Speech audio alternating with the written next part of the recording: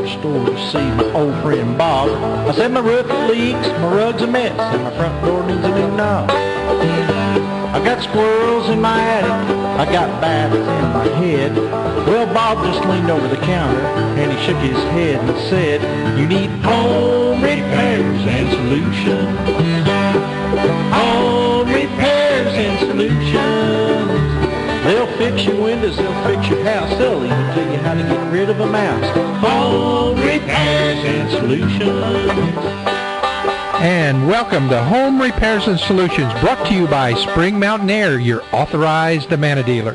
The hosts for Home Repairs and Solutions are Mary Pearson and Mark Withers. And now here's Mary and Mark.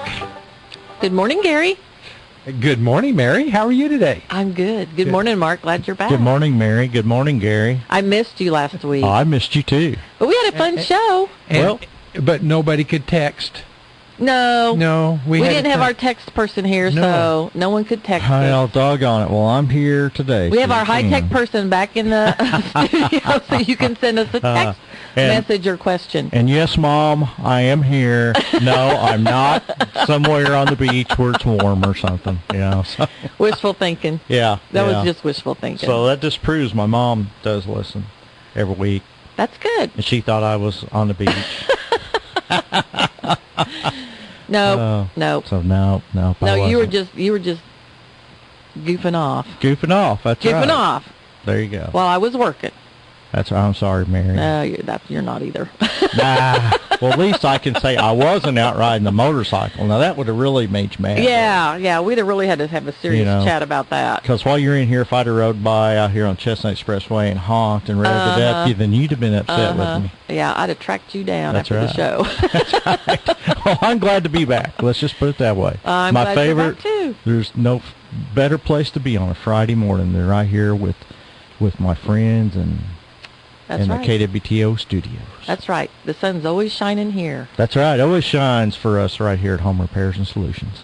Well, we did have a great show last week. Julie came on, and we had a lot of fun, and That's she's what a I great heard. guest, and so it was fun. Yeah. She said since it was Valentine's Day, she'd help me.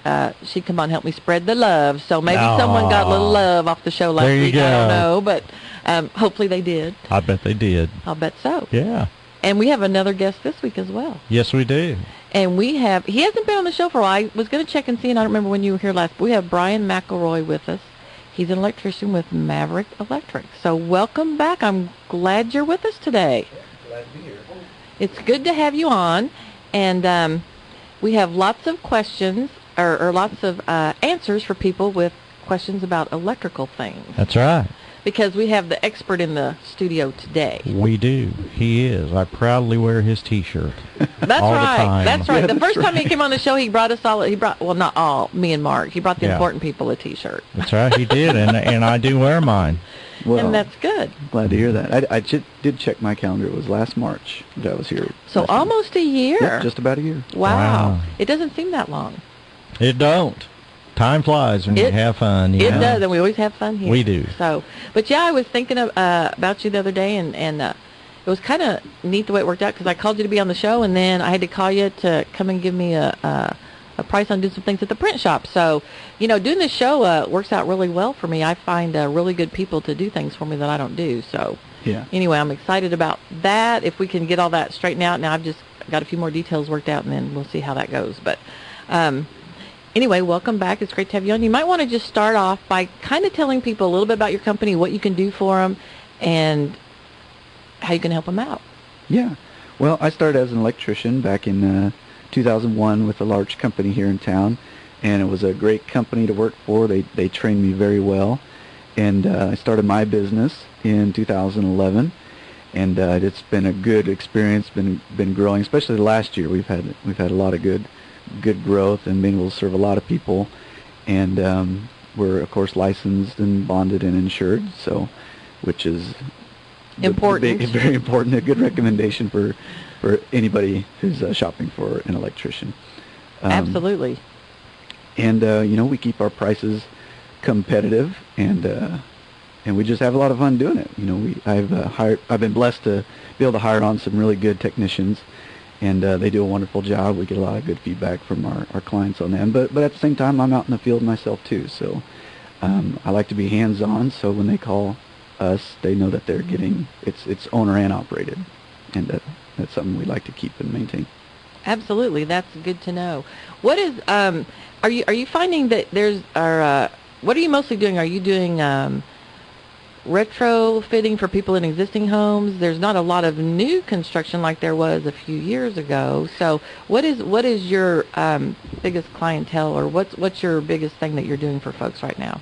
Well, up until recently, it was mostly a lot of remodel work and a lot of work in the service industry. We service a lot of people who just have small problems that need to be fixed, which includes property management companies use us for electrical maintenance because we are troubleshooting specialists, so we can kind of snip out problems pretty quick and get those resolved.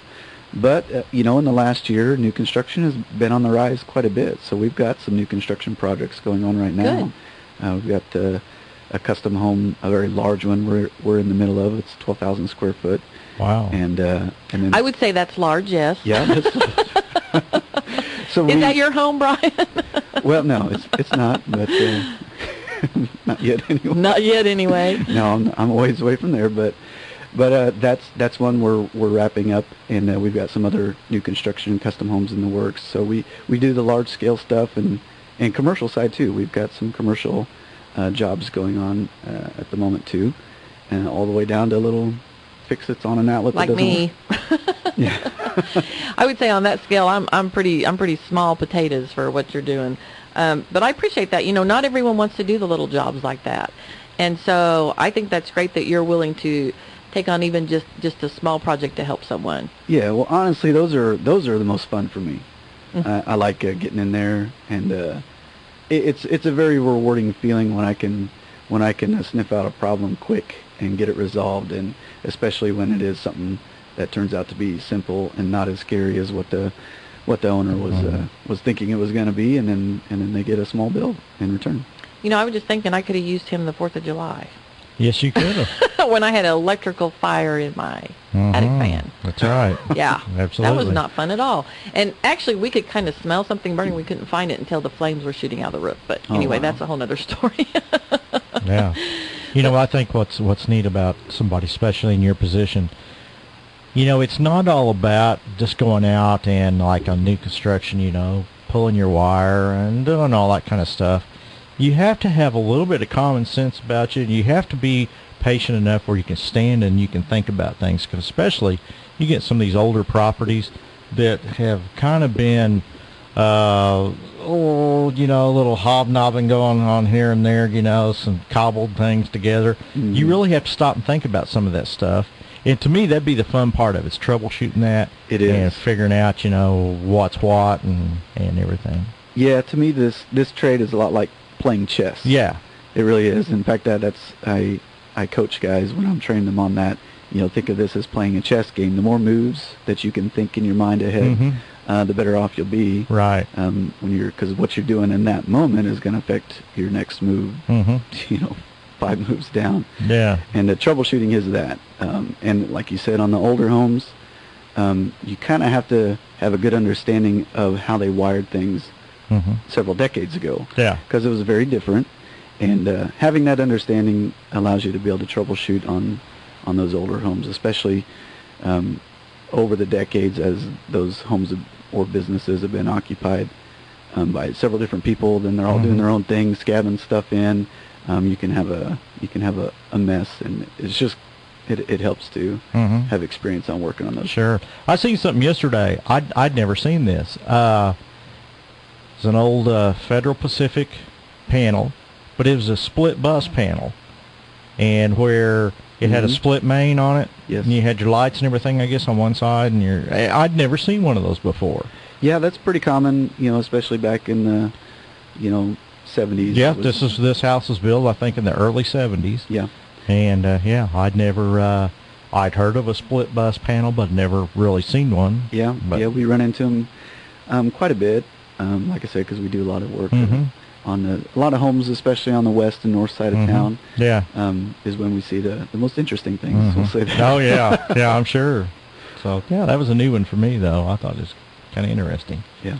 And I'll bet when you get into some of the do-it-yourselfer things, the little cabin that we bought, one of the things that we discovered after the fire, and we could see things really well then because the ceiling was open up, someone at some point had installed a ceiling fan in the living room, but they had cut the cord off of an old lamp and used that and just hooked into some wire. It was just, yeah, they were surprised that we didn't have a fire before we had the fire, because there was some interesting wiring that had been done. I have seen that before. I've seen some Yeah. partial circuits run with extension cords. Yeah, like and what different you're talking things. about, But, yeah. so fortunately, now all of that's fixed and up to code like it should be, which is good for me. But, yeah, it's just kind of interesting how someone will just think, well, this will work. We'll just use this instead of, getting what they need to or doing the proper thing. Or I've seen different things where they've just kind of put electrical tape on something and don't ever put the wire nuts on there and think that's going to last forever, and I don't think that lasts forever either. But my theory on electricity is if you don't know what you're doing, don't do it. Well, and honestly, there's some people that if you ask them, they'd say they do know what they're doing, and I would say they still don't need to be doing it.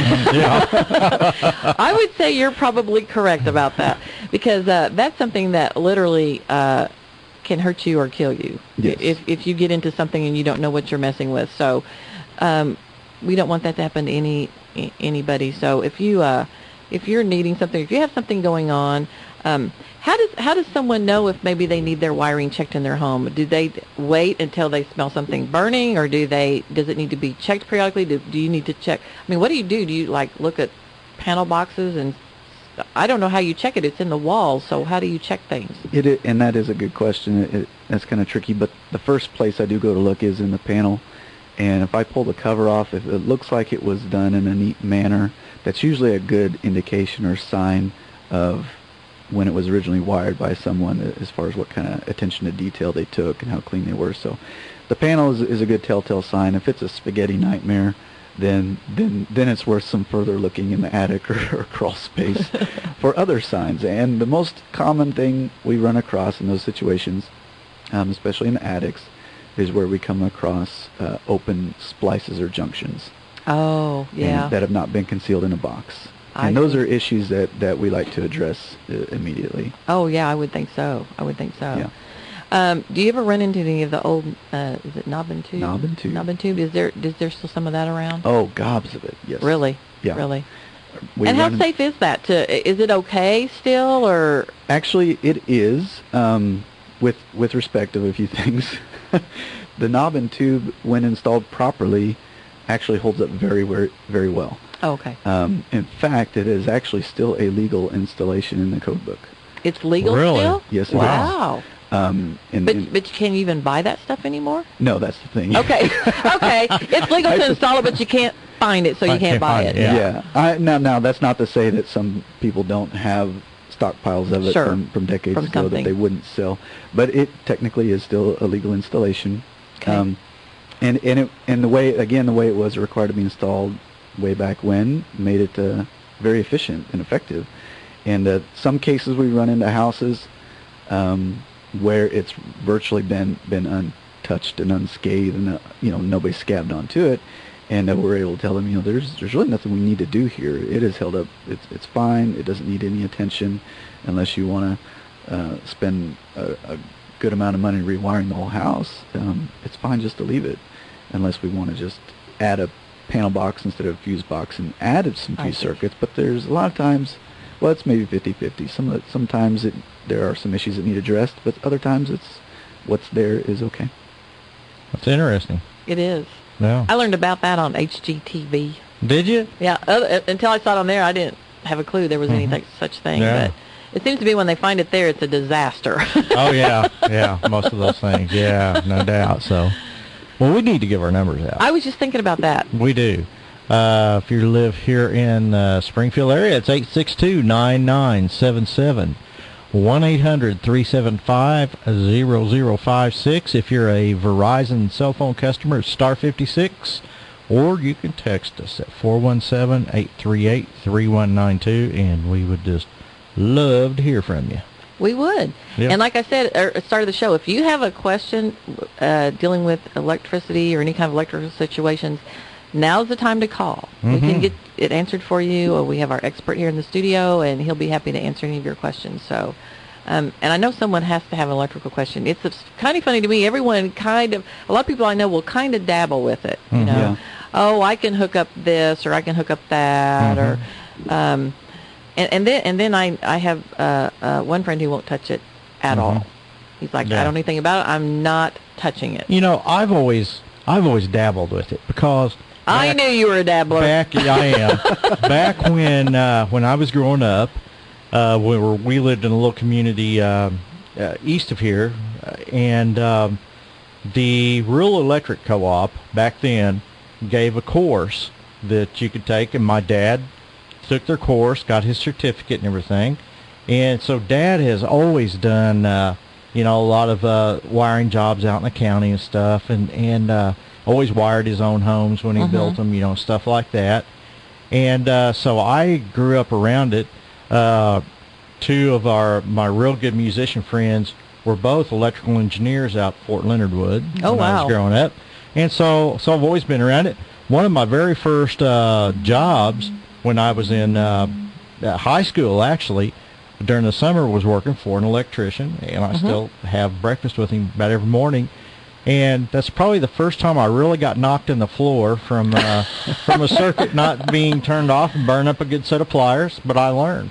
So I've always kind of dabbled with it, but there's certain things I won't touch, you know. And no matter how many times I do it, 3-way, 4-way switches and stuff like that are still confusing. You have to really stop and think about that. If it's anything in the panel, I normally won't do it. Now I'll replace breakers and stuff like that. Sure. But I leave most of that stuff to the professional, even though I know enough about it just to be really kind of dangerous. Yeah. And conceptually, there's not a lot of difficulty in, someone has a good enough understanding of it to wire a few things up and flip the switch and make the light come on. A lot of people have enough knowledge to be able to do that comfortably. It's really knowing the ins and outs of the code, because the 3 highly regulated trades are like your trade, Mary, the heating and air, plumbing, and electrical. Those are the 3 highest regulated trades, but if you look at the comparison of thickness of the code books of those 3 trades, the electrical code it's massive. It's over 700 pages and little to no pictures, and nothing's repeated twice. Small print. Wow. It's pretty vast. Wow. And that's the big thing, because if someone wires something up, and if you're just not affluent in all the ins and outs of what the law requires on an installation, if something were to cause someone to get shocked or that property to burn down, then whoever installed it was liable. Yeah, that's because the code is really just a legal document to protect the insurance companies from not paying out. That's true. Yeah. Yeah. In a lot of ways, that's what it is. Sure, that's exactly right. Yeah. I have 2 text messages. Oh, wow. With questions. Okay. Number 1 has to do with smoke detectors. Hardwired smoke detectors. Are they better? Oh, absolutely. Because if your battery is going dead on a battery-powered smoke detector or a hardwired smoke detector, it's going to chirp on you and tell you that the battery is going low.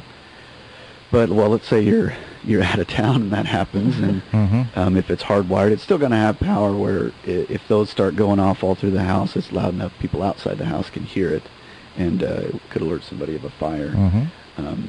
So, yeah, definitely hardwired is better.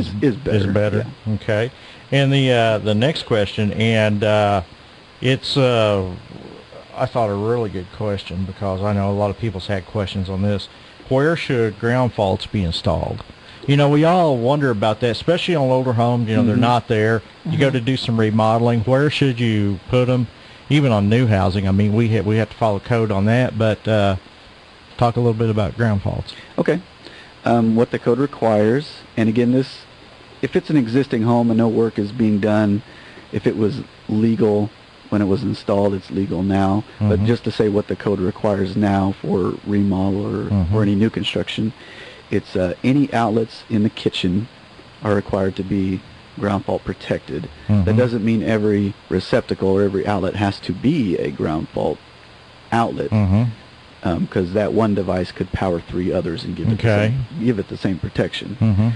But it just means that every outlet in the kitchen has to be ground fault protected, as well as any outlets in bathrooms and outdoors. Okay. And garages are considered outdoors. Okay. In homes. So if you have outlets in your garage, those have to have that same protection. Now you see every outlet in the kitchen. What about the outlet that your refrigerator is on? Refrigerator does not. Okay.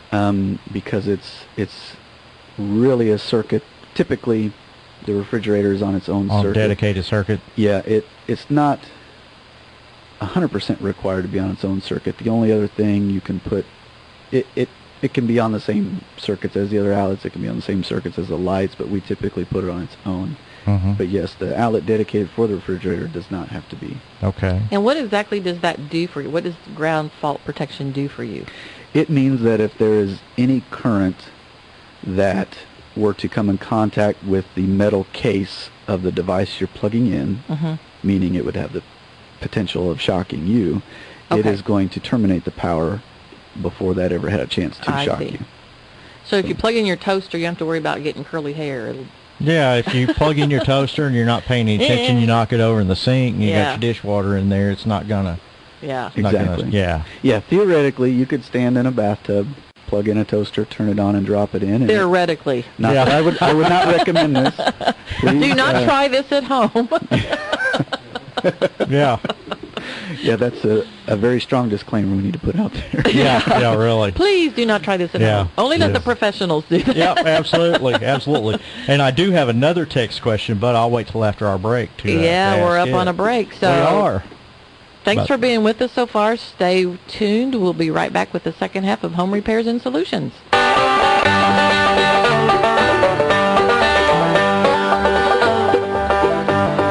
Now if you've got a problem and you don't know what to do, your siding's going bad and you're plagued with green mildew.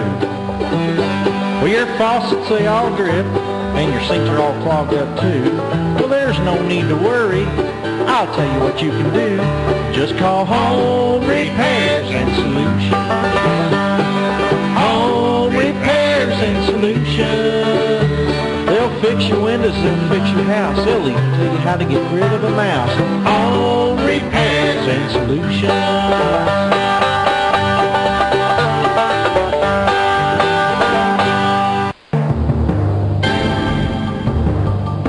Here's news on the Ozarks News Network. The National Weather Service has issued a fire weather watch in effect through this afternoon. The watch is brought on by high winds and low humidity.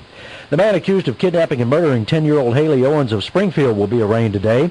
45-year-old Craig Wood will be arraigned on charges of first-degree murder, armed criminal action, and child kidnapping. Greene County Prosecutor Dan Patterson says he hasn't decided if he'll pursue the death penalty for the murder charge. And a fire that started in some sawdust and wood chips has consumed a large log pile near Seymour. It happened at Ozark Hardwood Products. Fire units from a dozen departments kept the blaze from spreading to the business itself. For the Ozarks News Network, I'm Arlen Summers. And join us for America's First News, Monday through Saturday at 6:05 a.m. on the Wall Street Journal this morning on AM 560 KWTO. Mostly sunny, breezy, and cooler today with a high of 58. Then tonight it will be clear to partly cloudy with a low 35. We'll have partial sunshine throughout the day tomorrow with a high around 60 and a low tomorrow night of 37. Sunday, breezy and cooler with partly sunny skies, a high of 44. I'm AccuWeather's Kevin Snyder. It's 49 degrees at AM 560 KWTO. Welcome back to Science Today, and the next caller is 9-year-old Philip. Hi, well I know the molecular formula for glucose, C6H12O6, and the general formula for an alkene is CnH2n plus 2, but I can't seem to find any scientific formula for Bob. Bob? My goldfish. Are you ready for kids who eat healthy? Good nutrition can lead to great things. To find out how a healthy lifestyle can help your child succeed, go to mypyramid.gov. Brought to you by the Ad Council and USDA.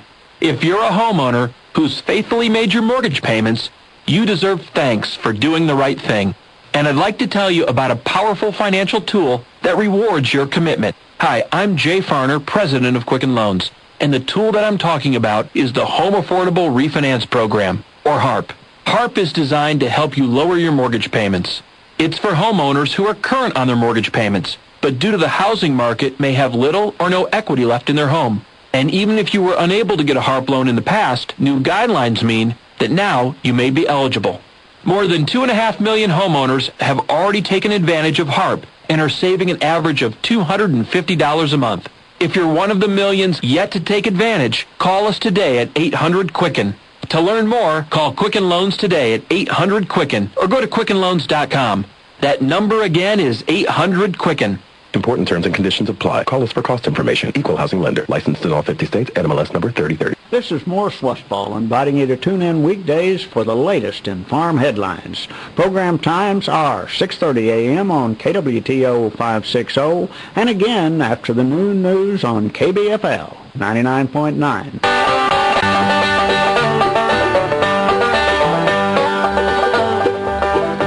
Well, I went down to the hardware store to see my old friend Bob.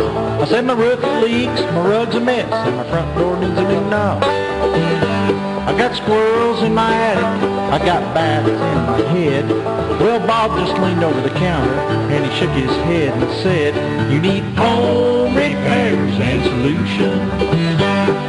Home repairs and solutions. They'll fix your windows, they'll fix your house, they'll even tell you how to get rid of a mouse. Home repairs and solutions. And welcome back to Home Repairs and Solutions, brought to you by Spring Mountain Air, your #1 source for heating and air products, and your authorized Amana dealer.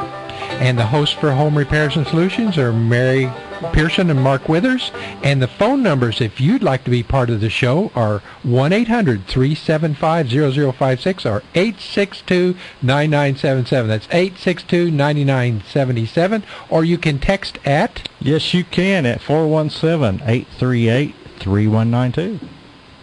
Love to hear from you. Lots of ways to get a hold of us. Yeah, that's right.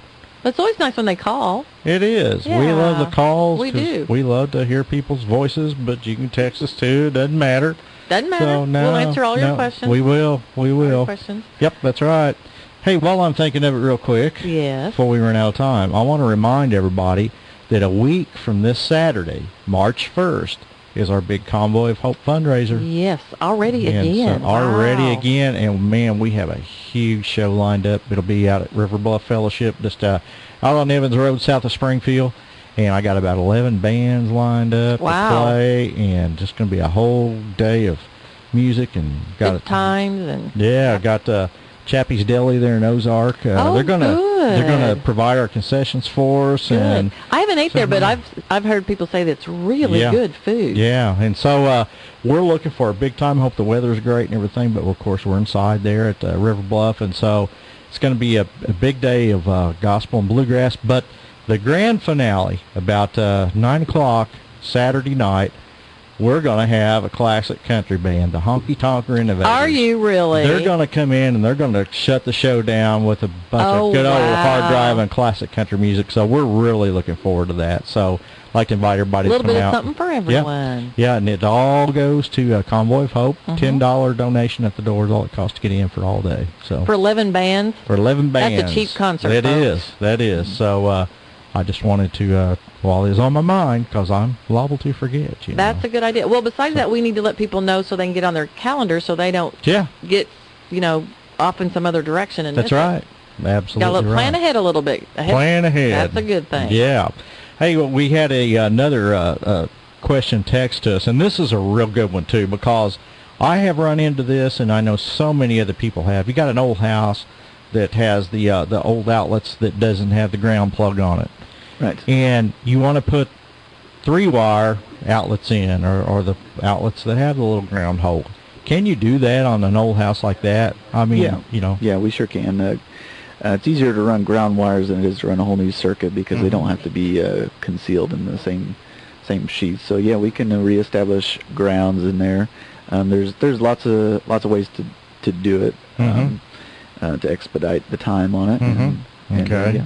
So it's a fairly easy fix then if you have an old one. I mean, depends on how many outlets. Yeah. A lot of times we can recommend that we just address the outlets that they're most commonly going to be plugging something in that is 3-prong. Okay. That way they're not having to do a massive upgrade on the house. And so it really just depends on how much they want to do. Okay. But yeah, everything is doable. Okay. Well, great. I hope that answers the question from the person who text in to us. So I'm sure it did. I bet it did. I bet they're listening. I bet they are too. Well, we have a caller on hold. Let's talk to Pat and Galena. Go ahead, Pat. Yes, can I ask any question in reference to repair? Well, you ask anything you want to. Okay, I have 2 steps going from the garage to the house, and they're made out of the composite decking.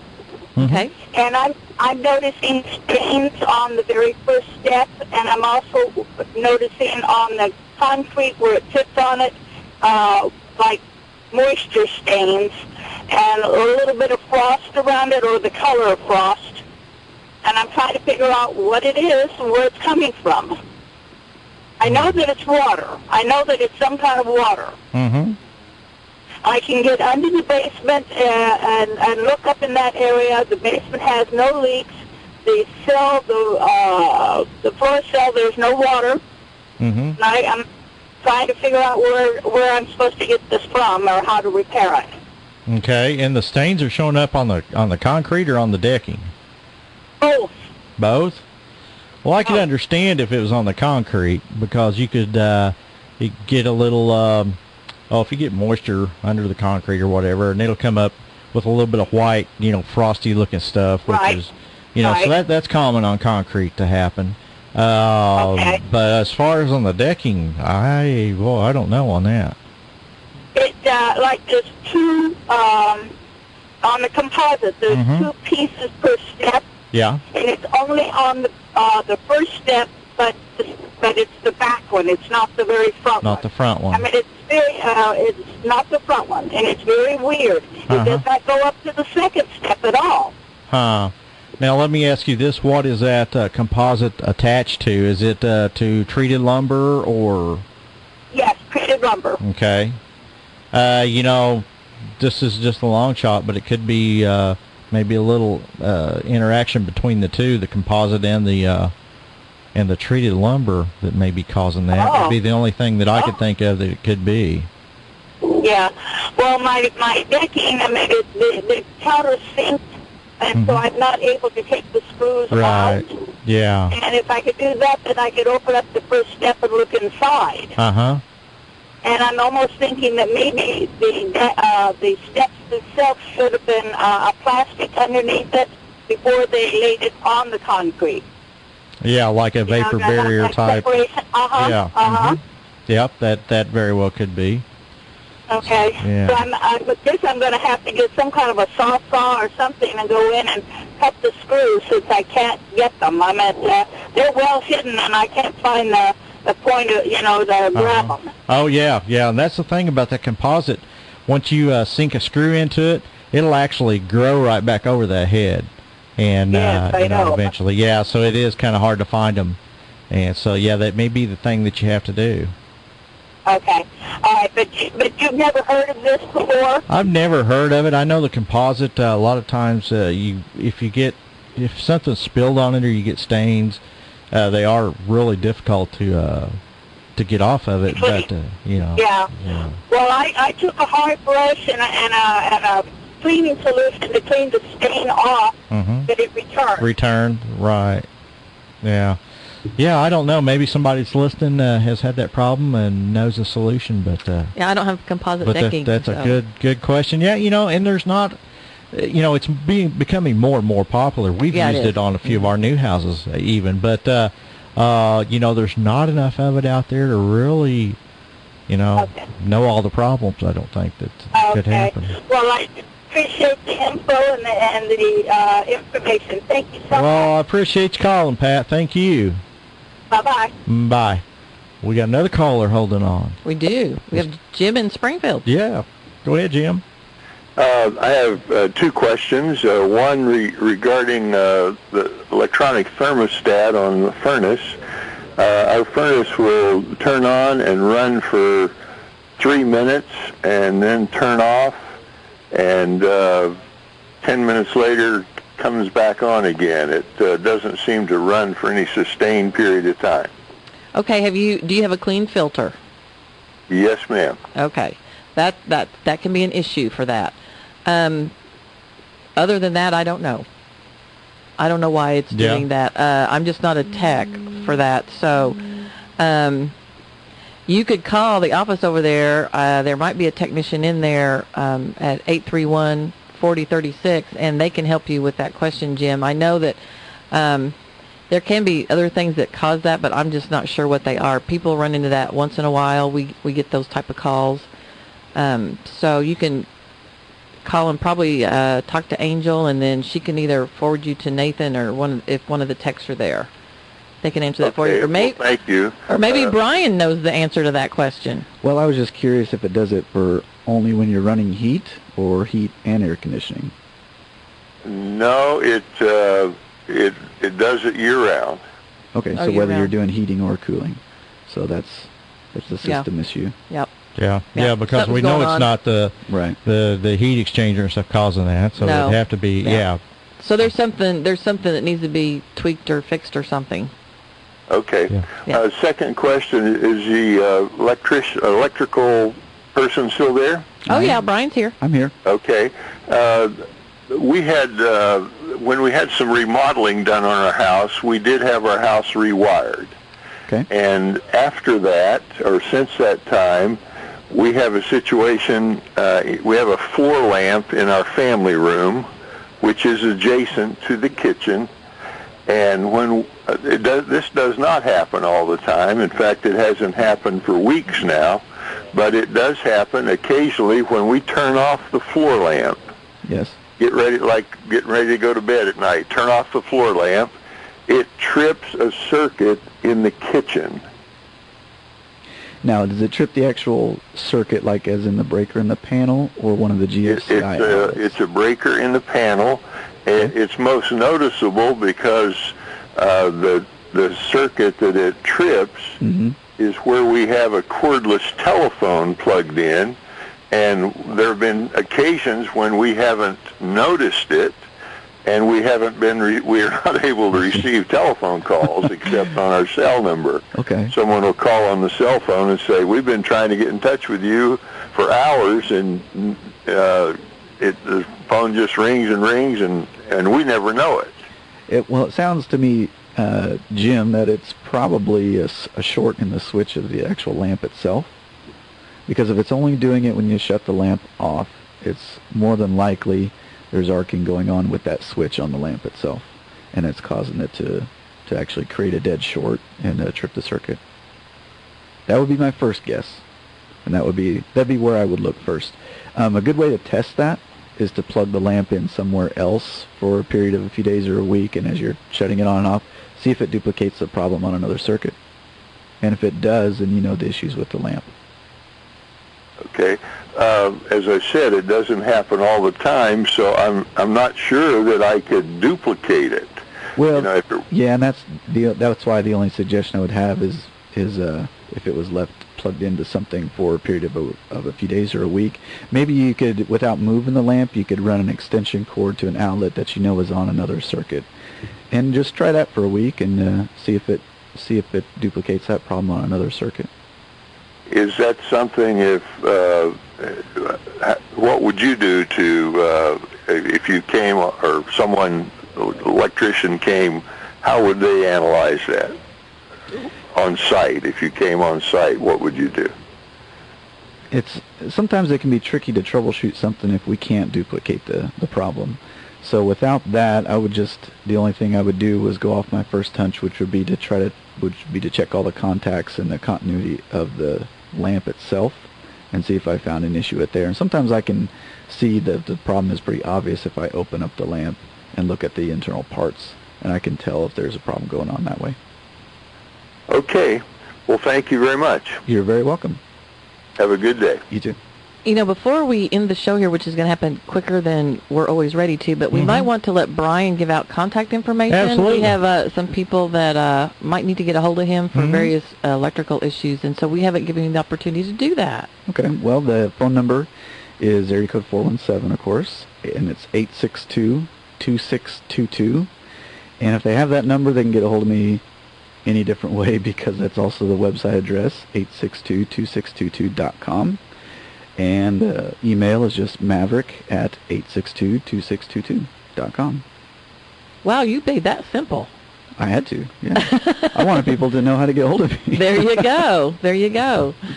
So that's good to know. And then, kind of, what is your service area? You know, we broadcast a pretty wide area. How far out do you provide service for folks? I typically stay within an hour radius of the Springfield area. Okay. And, you know, there are some exceptions that I'll go further if it's for an existing client or builder that we regularly do work for, and they just happen to have a project that's further out than that. But typically within an hour radius. Okay. That kind of gives our listeners an idea of if you're going to be able to accommodate them where they're living. So. Right. How many people do you got that works for you? We've got about 3 technicians, and aside from myself, that one of them's full-time, a couple of them part-time, and then we've got some more full-time guys coming on within the next month. So we started our company small and debt-free. So when you're debt-free, you have a slow grow, but it's a healthy grow. Oh, absolutely. Yeah, that's wonderful. Yeah, absolutely. And just on a little bit on a side note, which I just think this is really cool. Brian's married, and you have how many? 8 children? 6 children. 6 children. 6 children. I was trying to give you some more, but 6 children. Well, coming soon. So you know, he's a dad and a family man, and I'm sure they're all listening right now. Well, that would be okay. Yeah. That'd be okay. That you make your children proud. So you know, sometimes people kind of want to know a little bit about you, and this second time you're on the show, and I'm just always interested to know that you just don't find that many people that have large families like that anymore, and large families can be a lot of fun. You know, you have all those kids and I mean, you have your own football team, or your own baseball team or whatever, and we're definitely a little we're outside the box for sure. So, how many boys and girls? 3 and 3. 3 and 3. Oh my goodness! It's an even split. Oh my goodness! And for me, it's the fountain of youth. It's how I stay feeling young and. Oh, I'm sure. I'm sure. And there's never a dull moment in our house. And going along with the outside the box, we have never had a television in our home either. And with this many kids, you don't need to. Yeah, you're self-entertaining. Oh, they're a riot. And, yeah. We just have a lot of fun. It's interesting. Cool to know. Yes, it is. Cool to know. Absolutely. Not a lot of families are structured like that anymore. And I think it's neat when you find someone that is. And how many families now use the TV as a babysitter? Oh yeah. You know what they call that in Germany when we were there? They call it the electronic grandmother. Really? Yes, that's what they call the TV. Wow. They were not huge fans of leaving your children in front of a TV. So, yeah. Well, that's interesting. Yeah, electronic grandmother. Well, there you go. Was you an electronic grandmother? No. No? No. You probably wasn't a grandmother, though. No. Not in Germany. That'd been a few years ago, wouldn't it? That was, more than a few, but that's okay. Okay. No, I was having, our son was born in Germany. I was a very young mother then, so no, I was not a grandmother. You're still a young mother. Yeah, okay, that's all good. I guess so. I feel like I am. You are. I don't feel my age, so I guess that's good. I don't feel 29. Better watch it. Lightning might strike me here. Okay, you're going to need a ground fault. Yeah, no doubt.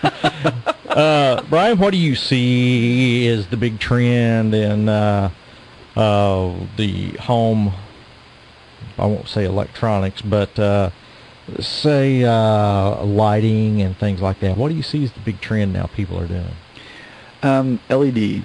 Even though it's still expensive, I think within the next few years we're going to see that being used pretty exclusively. In fact, as I mentioned, the custom home we're doing, there's not a single light source in that house, inside or out, that will not be LED. Really? Yeah. Wow. It really is a huge advantage over regular incandescent and compact fluorescents. I'm not a big fan of compact fluorescents because though they advertise a very long life, that's only true if you leave them on and never shut them off. Oh, really? Because wow. And that's kind of the dirty little secret with those. Because they are a fluorescent light, they have their own built-in ballast on that little spiral bulb. And such is the case with any fluorescent lights. They're meant to be left on, which is why you mostly see them in commercial buildings. Mm-hmm. It's the constant on-off shutting that shortens the life of that ballast. Really? Yeah. Wow. I didn't know that. A lot of times people find that their compact fluorescent lamps aren't lasting as long as they thought they were going to, and that's typically the case. Fluorescents aren't the best fit for a home. Wow. So LEDs are really going to take the place, I think, of those. Does LEDs take different wiring? Nope. Okay. They do not. Okay. Now, I know we're about out of time, but where are we on incandescent bulbs? Are they going to be a thing of the past, or what's the deal on those right now? I think eventually they will, but I don't expect that to be right around the corner in the next year or two. Mm-hmm. I think they'll still be around for quite a while, mainly because the expense of the alternatives are still kind of high, and they're going to be a slow trickle down to where it's that mainstream to do away with the incandescent altogether. Okay. Because I've heard a lot of people say, "Oh, we're not going to be able to buy them anymore. We can't get them." Blah blah blah. I haven't some people like stockpile them or something. Yeah, I think they have. I'm just like, and I had to go buy some bulbs the other day. I couldn't find 75 waters. 60 oh, really? was the biggest I could find. Yeah. Really?